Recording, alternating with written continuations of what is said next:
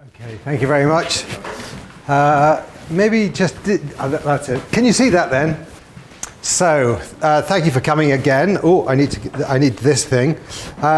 So this is something that I've been thinking about, and it's probably the most, in my university, it's the most one of the most controversial things I talk about.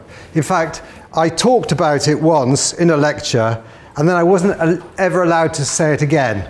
The students liked it, but the staff hated it. Right.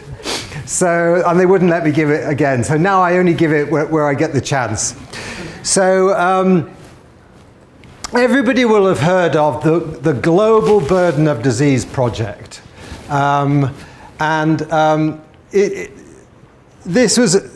This lecture is based about a paper that I wrote about it. And basically what I was trying to say, I tried to put it very nicely in the paper. But the main part of the argument is that it's a complete waste of time. And the world would have been better off had it never been done. That's basically the argument. But I want to go through the steps of that argument. So, the big idea with the Global Burden of Disease study is that if we could add up all of the suffering in the world, if we could sort of get a measure of, if we could count all of the ill health in the world, then that would help decision makers, researchers, and citizens understand what the most important problems are, right? And then you could compare health across communities and over time, and you could guide assessment of where health information systems are weak by identifying data sources required for burden calculation that are missing. So basically that one is these are the two reasons, and that's another one, but that one's only valid if these two are worthwhile, because that's saying, right, okay, if we could work out disease burden, we could find out where we need information to work out disease burden that we don't have. So it's basically helping decision makers, researchers, and citizens understand what the most important problems are. But what does that mean? Most important. What does most important mean? I mean, what's the most important health problem in the world? Do you think? What would you think the most important health problem is, and why? Sorry to pick on you. You just had a nice bright pink pencil case that attracted my attention, and she hides it under the table. Glasses case. Oh well, it's even better then. I guess it's infectious disease. Why do you think infectious disease are the most important problem? It's curable. All right, that's interesting. What about you? What do you think is the most important problem? Heart disease. Why do you think that's the most important problem? The most frequent. It's the most frequent. Okay. Well, I think the thing is, I think this is a bit vague. What most important is it's a little bit vague. This is what important people in leading global health positions say about the Global Burden of Disease study and why they think it's important. So the Director General of the WHO says, accurate assessment of the global, regional and country health situation and trends is critical for evidence-based decision making. Okay. Which is interesting because we've been doing public health for a long time before we had it. But now it's become critical. The editor of The Lancet said, an important contributor to our understanding of present and future health priorities. Right? It's saying what the most important are. These are our priorities. So that, if we add up all the burden of disease in the world, cardiovascular disease might be the number one. So that's where we should be putting our efforts. That's our priority, cardiovascular disease, because it's the most frequent health problem. And the Global Burden of Disease study challenges us to be rigorous and clear in our arguments about the criteria that should be used to guide programming investment decisions. That's the president of the World Bank. So the president of the World Bank thinks we should decide where our money goes on the basis of global burden of disease calculations. Now that's a really big worry, I think.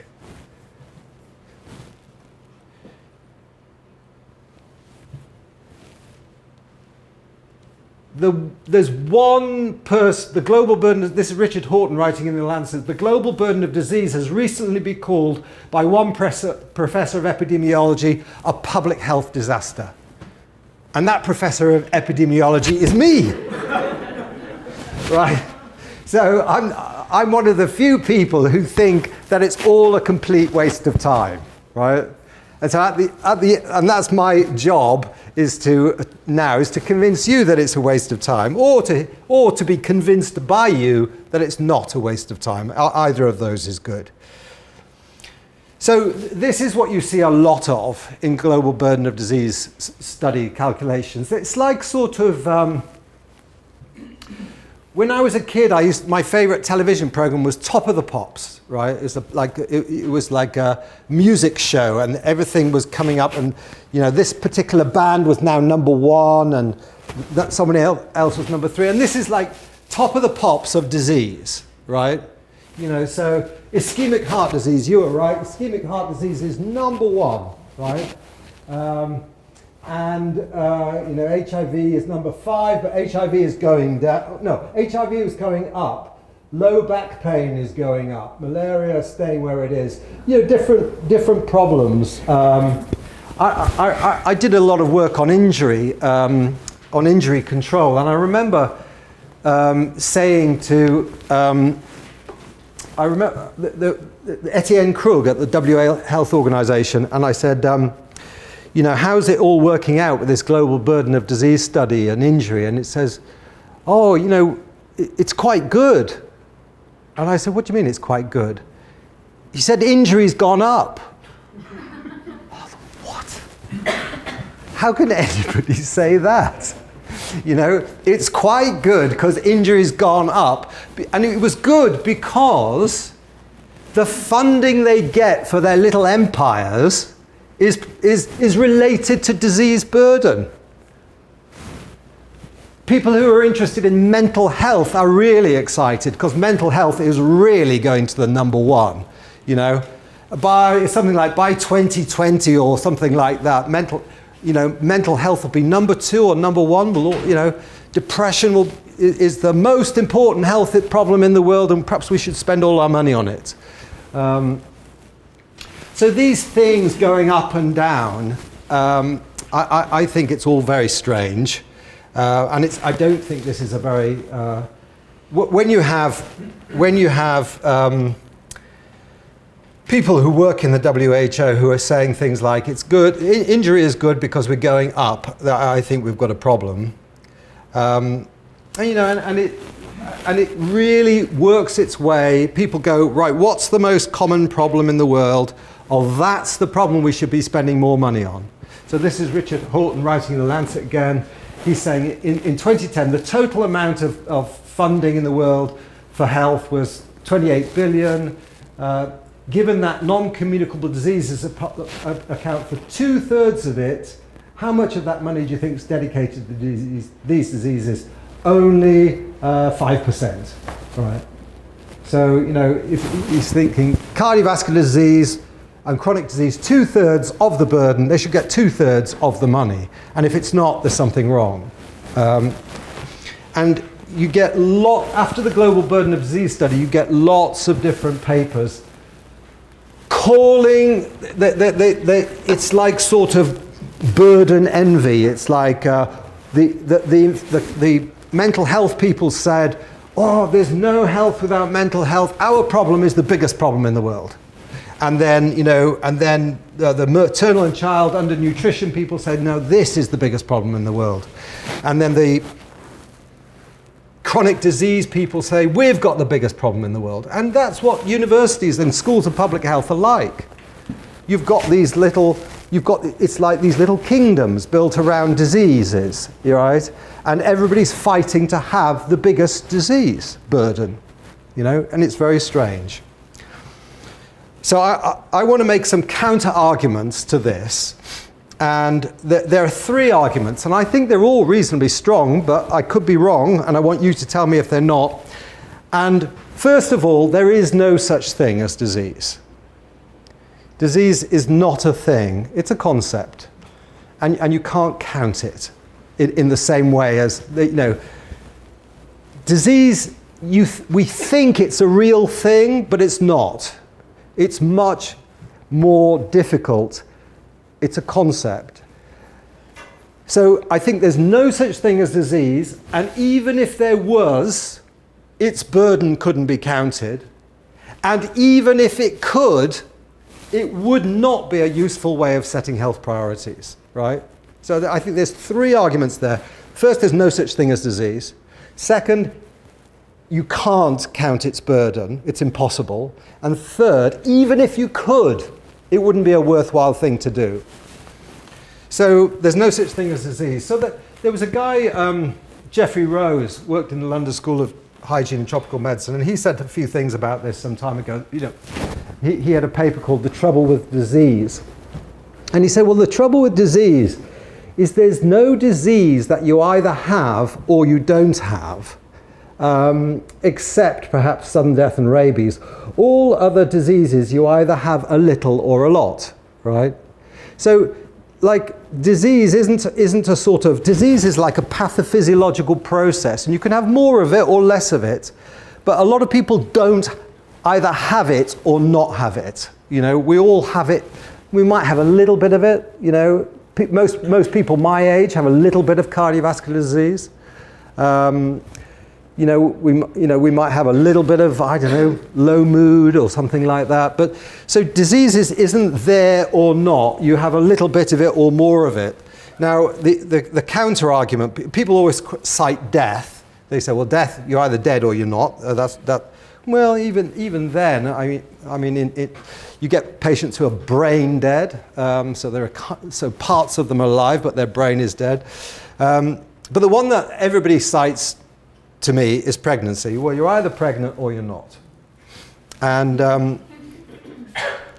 they say, well, that's surely dichotomous, right? You're either pregnant or you're not. And then I tell them about my wife, who once told me that she was very pregnant.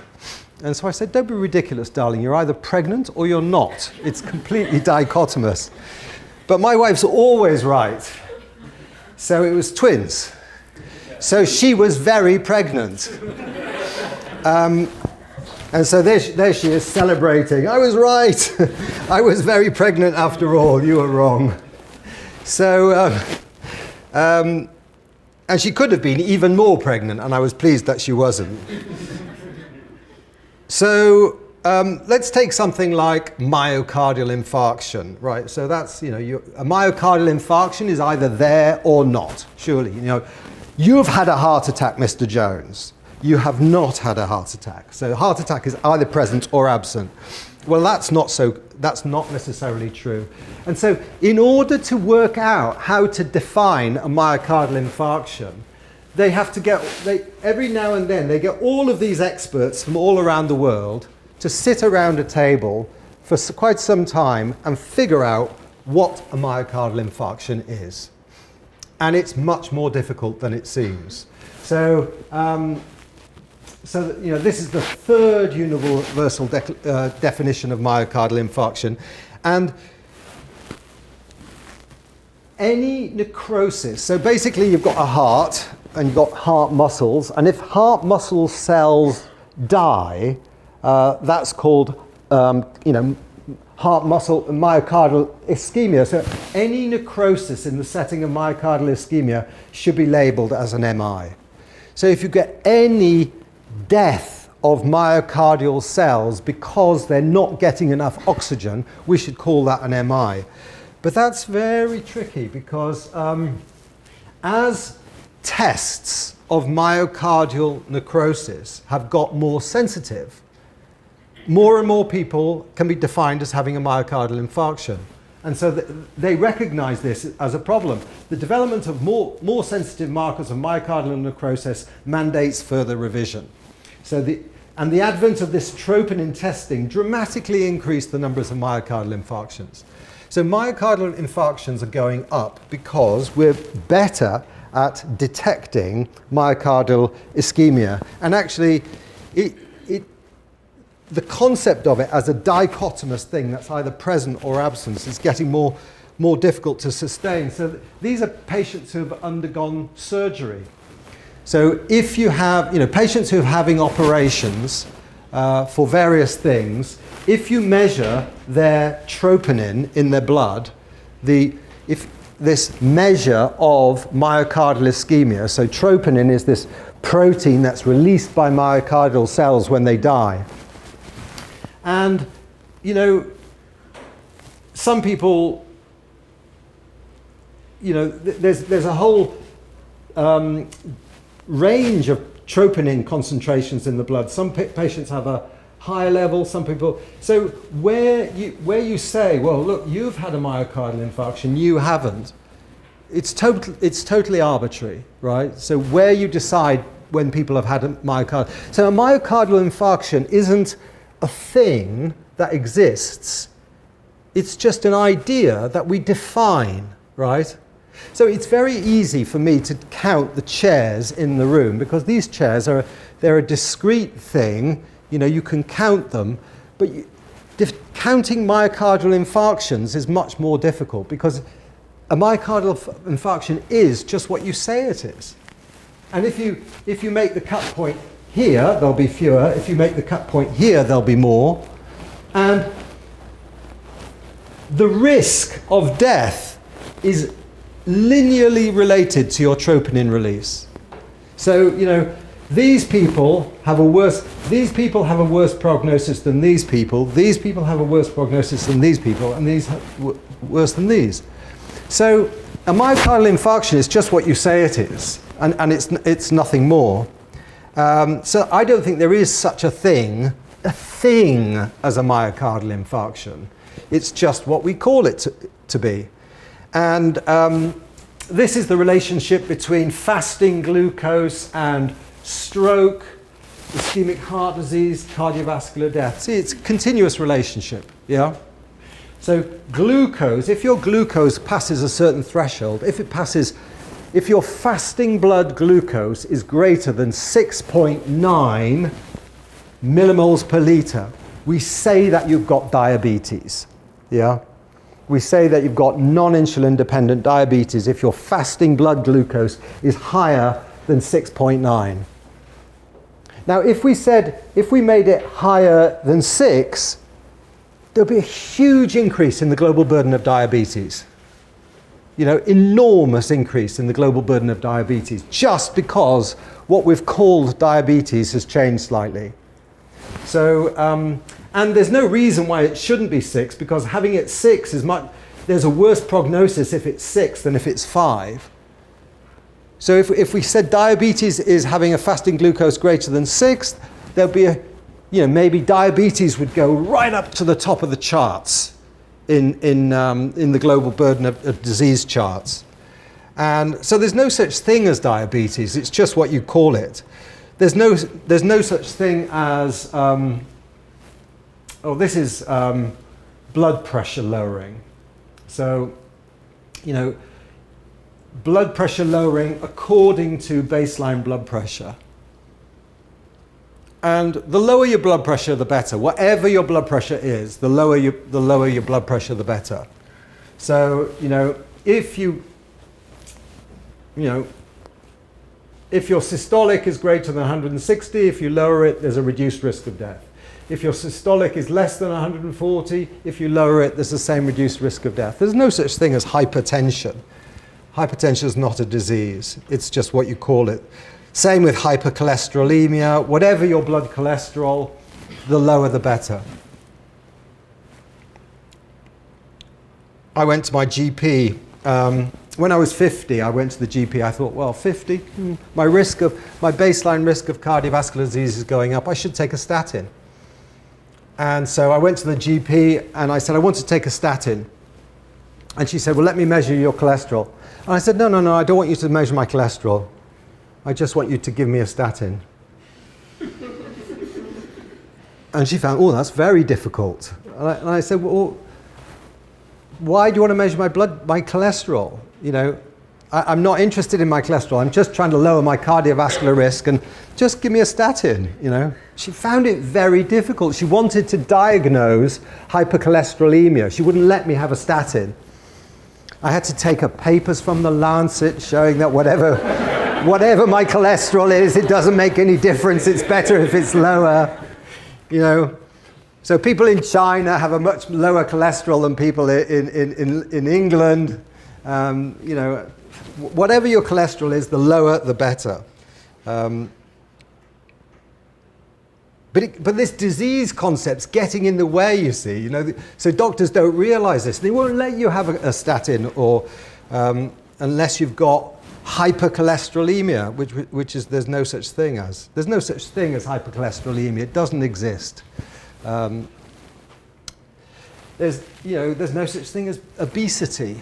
You know, obesity is another made-up disease. You know, there's a population distribution of body mass index, and if you decide to cut it at 30 milligrams per kilogram, or 30 kilograms, what is it? Kilograms per meter squared, isn't it? Kilograms per meter, it's completely arbitrary. You know, so there's no such thing as obesity. So I'm not saying that there isn't suffering. There are causes of disease and there are effects, but diseases are concepts, right? They're only what you define them to be. And so you can't count them like you can count chairs, you know. And these things are very fluid. And so this guy, Carl Wunderlich, he spoke about this a long time ago. He said, a view which takes abstract concepts as things, implying their actual existence, and treating them as entities is a logical blunder that has frequently crept into medicine and flourishes there. So doctors are so used to talking about this thing, diabetes, and you know, they talk about diabetes, and you know, what do you do? I work in diabetes, and then they come to believe it's a real thing, you know, and you can count it. You know, how many diabetes are there? Well, let's count them. But so I don't really think there's any such thing as disease. It's only what you define it to be, and you know, you could greatly change the global burden of depression depending on how you define depression. You know, I mean, I find the diagnosis of depression. You know, I looked it up this morning. ICD-10. You know, a bit complicated. You know. 4 of these things for at least 2 weeks, and there's a list of different things, and it's very confusing. So I first of all, I don't think there's any such thing as disease. Next thing, if there was, its burden couldn't be measured. And the reason why you can't measure the burden is that the disease, you can have one death. Everybody gets one death each, yeah? But you can't say what caused it. It doesn't have one cause. So you can have arthritis, and you can have arthritis and heart disease and depression, and you can die. And so the problem with the burden people is they've got to attribute that death to one of these diseases, you know. So was that death due to the depression, or was it due to the arthritis, or was it due to the heart disease? You know, everybody in epidemiology knows that disease is multifactorial, right? That there's no, you know, disease doesn't have a single cause. Well, and death don't have a single cause either, you know. You can actually die. You can die of one thing or another, or the combination of 2 things, or the combination of 10 things. So it's very difficult to say what death is due to what disease, because you can have many diseases at the same time. So you can't calculate the burden of disease because diseases aren't mutually exclusive. And if you look at the global burden of disease study, if you go to the methods section and try and figure out how they did this how they made these judgments, it gets very confusing. And it gets very, you read the methods section and it gets more and more confusing, and because it's all trickery, because conceptually it's wrong. It can't be done, right? You can't attribute this disease to one cause. I mean, doctors do it on death certificates, but it's not scientific by any stretch of the imagination, you know. We wouldn't do that in epidemiology. So all of this sort of, so diabetes, like it's going up to number 14, but you can have diabetes and iron deficiency anemia and tuberculosis all at the same time, you know. And if you die from, you can have all of those three things and die, and then someone has to decide which one of those things you died of. You know, they're not talking about the interaction of these things. So, first, there's no such thing as disease. Second, if there was, its burden couldn't really be counted because all of these things are not mutually exclusive. And then the third thing, I think, is the real killer, that even if you could, it wouldn't be worth doing. So the idea of,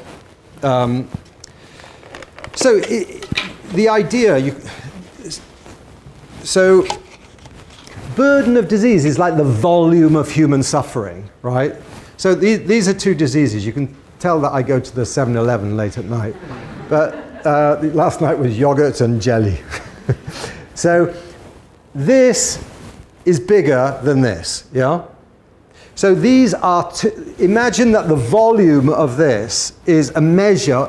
This is disease A, and it's got this volume, right? This is the amount of human suffering, disease A. This is disease B. Now, I think, you can see that this has a bigger burden than this, yeah?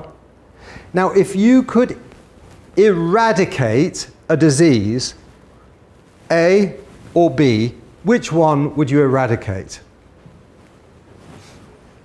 If you had a choice, you can eliminate one of these diseases from the face of the earth, which one would you eliminate? We've taken into account human suffering in the disease burden. We've taken into account the numbers of deaths, the number of life lived with disability. They've measured them on the same metric, right? So we're measuring suffering on the same scale. A, B, which one would you eliminate? A. Get rid of A. Yeah, let's eliminate disease A. That's the obvious thing to do. Yeah, we would definitely eliminate the problem with the biggest burden, and that's very good. The only thing is, I don't believe we eliminate disease anymore. How many diseases can you think of that we've totally eliminated? I can think of a few. You must be able to think of a few. Your public health students. Smallpox, yeah. So we eliminated smallpox. Polio, maybe. Polio's on the edge. Might eliminate polio. But what about? Do you think we'll eliminate heart disease? We've tried for quite a while. Do you think we'll eliminate depression? Or what else? I don't know. So it's very unusual to eliminate disease, I think, So if these measure the burden of suffering, I don't think we're going to eliminate things. But what we do is we can try and reduce the amount of human suffering from diseases the best we can. And if we do that, then it's not about the size of the disease. It's about the effectiveness of the interventions, yeah? So, like, these are intervention. So imagine these are full of liquid, you know, like this is an intervention for this disease, and this is an intervention for this disease. Now, this one is the bigger, and you see you can scoop out all of that suffering with this because it's a more effective intervention. Yeah? This is a less effective intervention. So the bigger problem, there's a less effective intervention. The smaller problem, there's a more effective intervention. So how much, now which is the most important problem? Because I can get rid of all of this just with one intervention. And this, you know, it would take me much longer to get rid of that one. Right? So it's not the size of the disease that matters. I mean, normally I do this with a bucket. I have a big bucket for one disease and a smaller pot for another disease, and then I can scoop them out. But these are the biggest things I could find in the 7-Eleven. So, you know, you can see that, this intervention, less effective. So there's less gain in health from tackling this problem than you have with tackling this problem. So the size of the disease is completely irrelevant. The most important problem is the problem you can do something about. Yeah? So, if we go back to our disease charts, ischemic heart disease, number 1. Measles, number 56, right? Now, if with a million, if we've got, like a certain amount of resource, and we can get rid of measles really easily, we can vaccinate against it. We've got £1 million, we've got £1 million to spend. With £1 million, we can vaccinate everybody and get rid of measles. With £1 million in ischemic heart disease, we can do very little, say, if that was the case. Then what's the most important problem? The most important problem is measles. It's not ischemic heart disease. So the most important problem is the problem that we can do something about. So this idea that the most important problem is the one with the biggest burden is it's a big mistake that will cause, and I think maybe has already caused, a lot of unnecessary suffering. Because it means we're not solving the most solvable problems with the resources that we've got available. When you've got so much so what becomes really important is the cost effectiveness of intervention, right? It's show me an intervention that's effective, and then let's have a look at how cost effective it is. And if resources are limited, then you should put the best thing, the most important problem is the problem for which you've got the most cost-effective intervention. So, we should, this is a sort of hypothetical cost-effectiveness analysis. So this, we've got some different programs, different things we can do. This is the cost per QALY gained, right? So the incremental cost per QALY, the incremental cost per patient compared with alternatives. So if you have £1 million, you should invest it in the most cost-effective intervention first. So the incremental cost per QALY is lowest for this intervention, isn't it?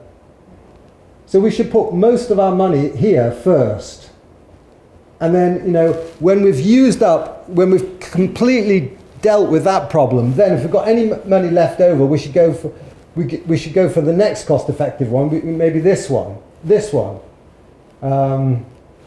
And that's how we should be allocating resources. We should be allocating resources in a rational way, and not on the basis of this burden thing. This burden thing is just and mischievous nonsense that schools of public health love because basically academics just compete with each other to say my problem is more important than yours. We have a series of lectures in the London School of Hygiene, and they're called Global Public Health Lectures, right? So they're Global Public Health Lectures, and they invite different professors to come along and talk about their problem. And they always say the same thing, you know. They say, malaria is a huge problem, it's getting worse, my problem is the biggest problem in the world. And then someone next day there's somebody who's interested in obesity, and they say, obesity is shooting up, we're all going to be obese in 100 years' time, obesity's got to be number one. And then the mental health people say, my problem's bigger than... It's ridiculous that actually people in public health are competing with each other about how big their problems are. I just think it's like childish, you know? Why, like I've worked on trauma and injury, but why would I want to promote something for trauma if, using that same amount of resource, we could save more lives treating malaria? For example, insecticide-treated bed nets are one of the most cost-effective interventions in the world, I think. It's probably one of the best buys in public health, right? So if you were talking to the Prime Minister of Malawi and said, right, okay, how much money have you got to spend on health this year?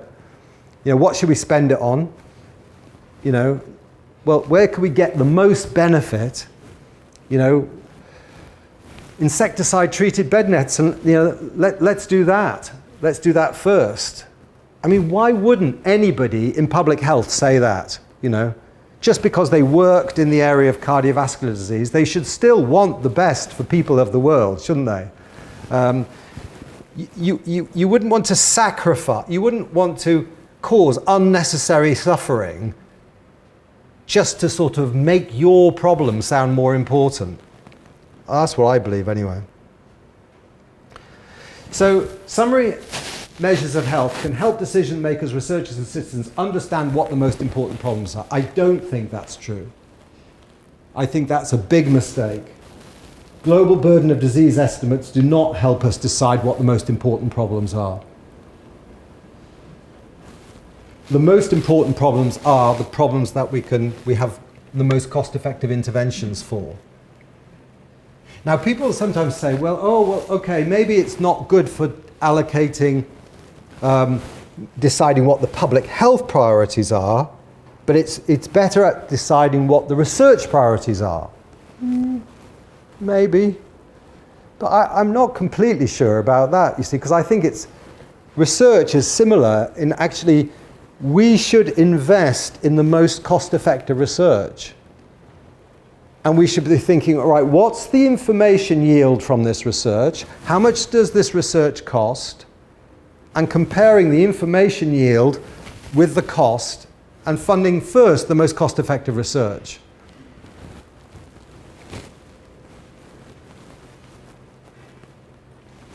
In terms of comparing health of communities over time, I just don't think I mean, this doesn't work for obvious epidemiological reasons. You know, like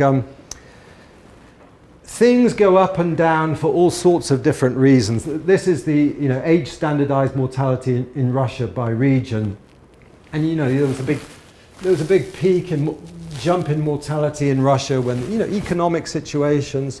So it doesn't really tell you about the performance of health systems or anything like that. You know. The things that make disease go up and down in populations are often they're macroeconomic things. It's not about provision of health resources. And if you want to monitor the performance of health systems and make sure health systems are accountable, that health systems are doing the right thing, there are much better ways of doing it. So first of all, you use rigorous epidemiological methods to establish the cause-effect associations, So if it's a disease, a cause of disease, say smoking. So smoking causes lung cancer and loads of other diseases. So you find out the link between the exposure and the outcome by using good research designs. And then you monitor smoking. You know, you stop monitoring you forget then about lung cancer. You don't have to count lung cancer, you just have to count smoking. And you try and reduce the cause, or you know, you reduce, and then,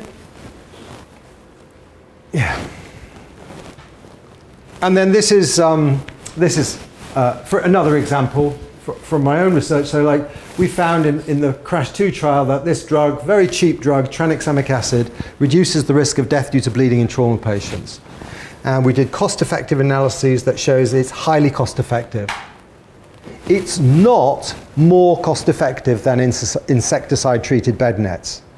So we've done the calculation, insecticide-treated bed nets are a better buy than tranexamic acid for trauma. Tranexamic acid for trauma is very close behind, but if there was only so much money to go around, you know, you should say, look, actually don't spend it on this. You know, I know this is my particular interest, but that doesn't matter. Don't spend it on this. Spend it on insecticide-treated bed nets, because you'll save more lives with the same amount of money. But once you've found in a randomized trial that this treatment works, then you don't have to measure trauma death rates. You just measure which hospitals have a policy of giving it. And so, you know, these are hospitals with a policy of giving tranexamic acid. So all different countries of the world. So, and there are some hospitals in the UK that don't give it. Now, whatever their mortality rates, they would be better if they used it. So you can forget about, you know, you don't have to know you don't monitor their burden or their mortality rates or anything. You forget about that. You just monitor whether they're doing the things that they should do based on epidemiological evidence. You know, this treatment works. Are you giving it? Yes or no. If you're not, then whatever your death rates are, they would be better if you did it. So you're not a high-performing hospital.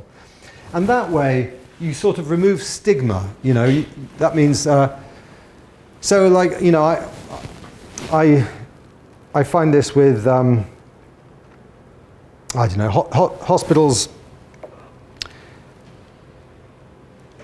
people from the, you know, people might say, you know, my hospital is the best hospital in the world. It's got all of these machines and fancy gadgets and, you know, very high tech. And you say, well, look, just come up with a list of effective interventions and ask them, are they doing it? What proportion of their patients receive these interventions? And then you can really tell if they're a good hospital or not. But when you see all of these, you know, the technology and everything doesn't mean anything. You know, are they doing the interventions that have shown to be effective and cost-effective in randomized trials? If they're doing them and all of their patients are receiving them 100% as close as possible, then they're a good quality hospital, whatever their death rates are. If they're not, they're not. So the global burden of disease study, I think, is sort of led to a sort of epidemic of, it's a kind of academic folly, and it sort of, I see it in my university a lot. It's like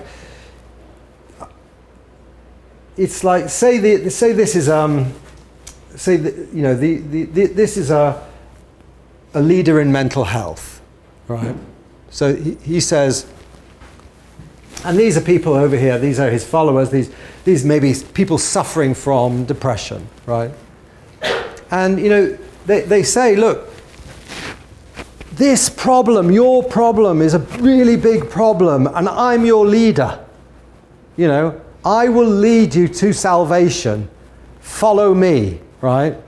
And they get huge followings, you know, and they become very famous, not for doing anything useful, for just declaring that their problem is big. And you know, lots of people there are many more people in my university who declare problems than who solve problems. Because, you know, you can get if you want to get famous very quickly, you know, declare something's a big problem. Because there'll be lots of supporters out there who'll want to get behind you and say, yeah, you know, yeah, that's a big problem, you know. And the journals love it. You know, there's every week in the Lancet there's some special series saying some new problem is the most important problem. And every day, you know, there's a you know, Lancet Commission on stillbirth and Lancet Commission on, I don't know, rare neurological diseases. You know, they love to declare emergencies. But I think, you know, if you get a lot of people around you in your little army of saying your problem's a huge problem and I'm your leader, unless you can do something for them, I don't think, you know, you're not helping them. And so, you know, I think there's ways to spot honest advocates, and there's ways to spot people who are trying to make their empire bigger. So honest advocates tend to want to remove the causes of disease. They want to implement effective interventions, and they try to use the available resources better, right? So, you know, we shouldn't really advocate for our own diseases because we're all in global health, you know. We should want the best for the world, you know. I want to reduce, to the greatest extent possible, I want to reduce the amount of suffering. You know, and the best way I can do that is by identifying the most cost-effective interventions and wanting them to be implemented. And the focus is on the purpose and not the person. You know, lots of people can get very famous advocating their particular problem. And, you know, you have to be in it for the long run. There's this is Ian Gilmore. He used to be the president of the Royal College of Physicians. I thought he was very good. He's a gastroenterologist, and he didn't say, I want more money for gastroenterology. He worked on liver disease. I don't want more money for liver disease. He identified that alcohol abuse was a big problem. So he was not focusing on the disease, but you're focusing on the risk factor, on the cause of the disease. And recognize that alcohol is a risk factor, not just for his disease, but for lots and lots of diseases. So, you know, it's a risk factor for high blood pressure, stroke, heart disease, pancreatitis, liver disease, liver cancer, cancer of the mouth, breast cancer, bowel cancer, depression, dementia, impotence, infertility, road trauma, violence, divorce, domestic, you know, lots of things, right? So if you want to do something about disease, well, it's very obvious, then you focus on the causes. And some causes, you know, are more important than others because they have bigger population attributable risks, yeah? Do you remember population attributable risks from epidemiology?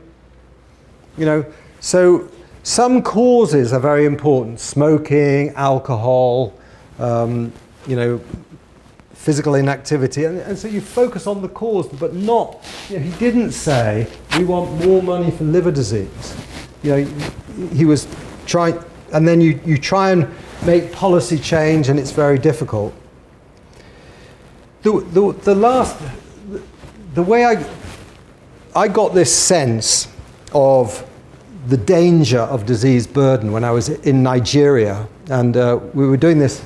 This is the CRASH-2 trial. This is the woman trial. This is the trial of tranexamic acid for postpartum hemorrhage. And there was a hospital in Nigeria who was recruiting very well into the woman trial, and then all of a sudden it stopped. So we thought, wow, that hospital in Nigeria was recruiting really well. These are the doctors at that hospital. that hospital was recruiting really well, and they were one of our main recruiters, and they stopped recruiting. Let's go and find out what's happened. So, when we were in Nigeria, we went to this hospital, and the doctors took us to the hospital, and it was very easy to see why they weren't recruiting, because the hospital had closed. And the hospital closed because there was no money for the doctors. Right? So the doctors stopped getting paid by the government, and so the hospital had to close. So, so we're walking around this hospital, and this hospital served a very poor community of a lot of people, and it just, the gates closed. And I was in the hospital, we were checking the records of the patients who'd been recruited, and I saw a light on. I said, it's not completely closed. There's somebody working in this hospital. Well, that's good. What are they doing over there? And they said, that's HIV. Yeah. And so that bit of the hospital did not close because it's funded by the US. And it was basically, they had this initiative where it was a maternity hospital. If you were pregnant and HIV positive, you could get antiretrovirals. So we had this situation where this maternity hospital was closed, but there was one piece of this hospital that you could get in with. So if you'd had your baby and you were bleeding to death, the hospital would be closed and you'd die. If you had an obstructed labor, the hospital is closed. You have to do what you can. You could easily die. But if you're pregnant and HIV positive, you could come into the hospital and get antiretrovirals. I just thought, my goodness, this way of thinking about diseases is really strange if we can get a situation that's so strange as that, And then why do you get that situation? Because, in the politics of public health, some people are saying, right, I'm the king of AIDS. I'm the king of HIV. And I'm going to bring HIV treatment to all of the world, right? Because they say, I'm the leader, you're all the sufferers, follow me and I'll bring you treatments and I'll get you money. And they lobby government to get money for HIV only. And then you can get ridiculous situations like closed maternity hospital and one clinic. And there was a soldier with a security guard with a gun, and you have to come, and if you're in labor and dying, he turned you away. But if you had HIV, he would let you through the door. I just thought, wow, that's really weird. I don't want to have anything to do with that.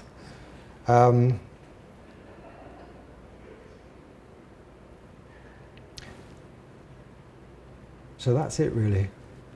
That's my case against the Global Burden of Disease study. It's very popular. It's very popular with the Lancet. You can get very high impact factor publications.